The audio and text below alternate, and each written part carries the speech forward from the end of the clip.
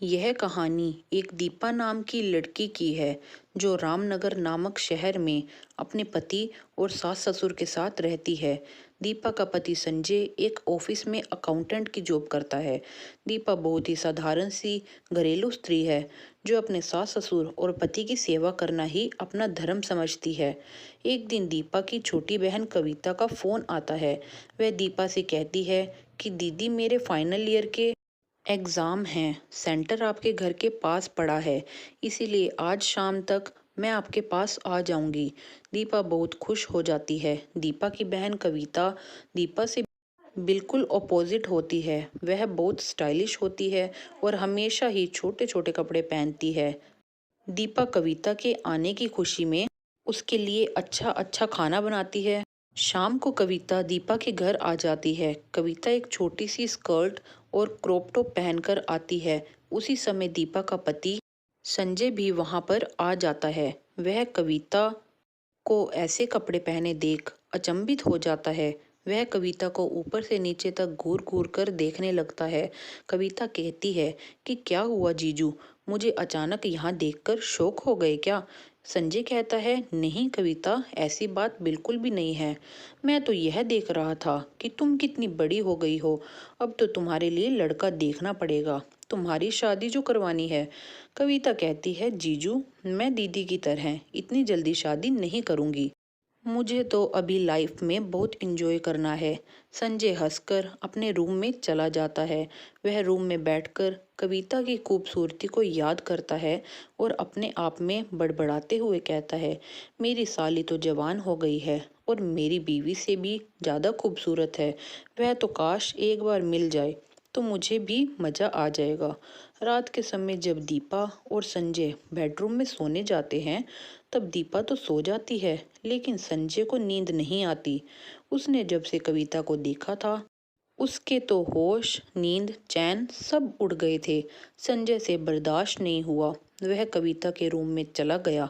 कविता आधी रात में संजय को अपने कमरे में देख अचंभित होकर बोली, जीजू, आप यहाँ? संजय कहता है, हाँ कविता, वह मुझे नींद नहीं आ रही थी।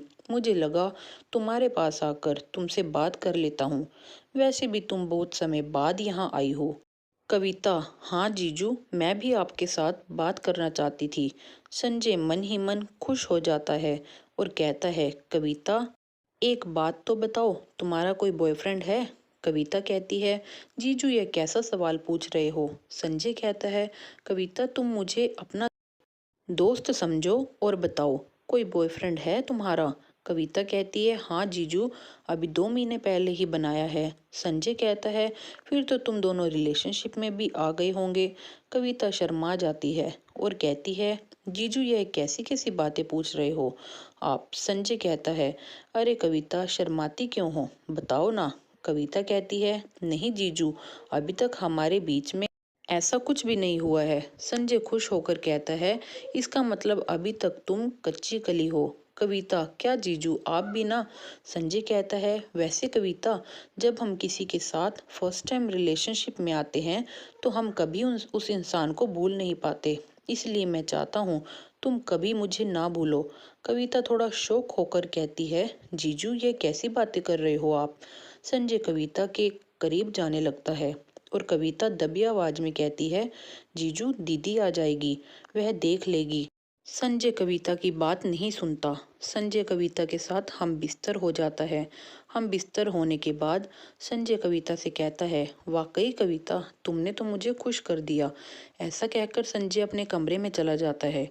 कविता को भी संजय के साथ प्यार करना अच्छा लगता है। उस दिन के बाद संजय और कविता दोनों रात को प्यार करने लगते हैं। एक दिन जब संजय कविता के पास उससे प्यार करने जाता है तब अचानक दीपा की आंखें खुल जाती है। वह संजय को अपने पास ना पाकर उसे पूरे घर में ढूंढने लग जाती है। वह ढूंढते हुए कविता के रूम के पास चली जाती है। दीपा को कविता के रूम से आवाज आती है। खिड़की से झांक कर देखती है तो दीपा की आंखें खुली की खुली ही रह जाती है। वह देखती है कि कविता और संजय सारी मर्यादा लांघ कर एक दूसरे के साथ प्यार कर रहे होते हैं। दीपा के तो मानो पैरों तले जमीन ही खिसक जाती है। वह कविता के कमरे का दरवाजा खटखटाती है। कविता और संजय दोनों ही डर जाते हैं। वह दोनों जल्दी जल्दी कपड़े पहनकर दरवाजा खोल देते हैं।